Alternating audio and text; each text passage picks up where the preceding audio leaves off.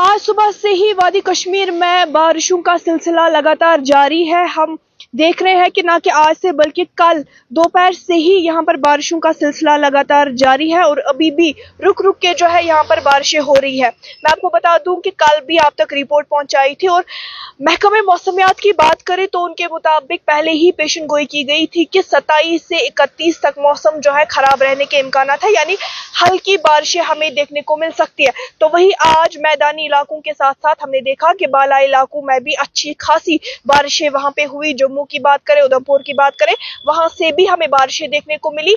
आप देखिए, मेरा कैमरा पर्सन थोड़ा सा आपको दिखाएगा कि यहाँ पर हम श्रीनगर में इस वक्त मौजूद है। श्रीनगर के लाल चौक इलाके में हम इस वक्त मौजूद है और यहाँ पर भी अभी रुक रुक के बारिशें जो है वो हो रही है। ऐसे में हम वेदर अपडेट बार बार आप तक इसलिए पहुंचाते हैं ताकि आपके जितने भी प्लान्स होंगे वो आप वेदर के अकॉर्डिंग ही करें। हम क्या देखते हैं कि क्लाउड बर्स्ट, लैंडस्लाइड्स या मड स्लाइड्स होने के काफी ज्यादा चांसेस होते हैं इस मौसम में और एक्सीडेंट्स के काफी ज्यादा चांसेस होते हैं। तभी अभी टूरिस्ट्स का भी काफी ज्यादा फ्लो है। यहाँ पर टूरिस्ट यहाँ पर घूमने के लिए आ रहे हैं। हमने देखा कि इस साल टूरिस्ट जो है अच्छा खासा फ्लो हमें देखने को मिला।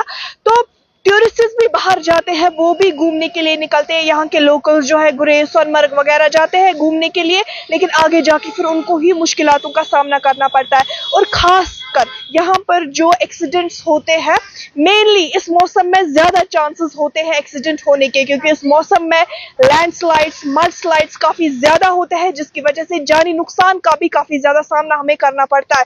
मैं आपके लिए एक बार फिर से दोहराऊं कि वादी कश्मीर में बारिशों का सिलसिला लगातार जारी है।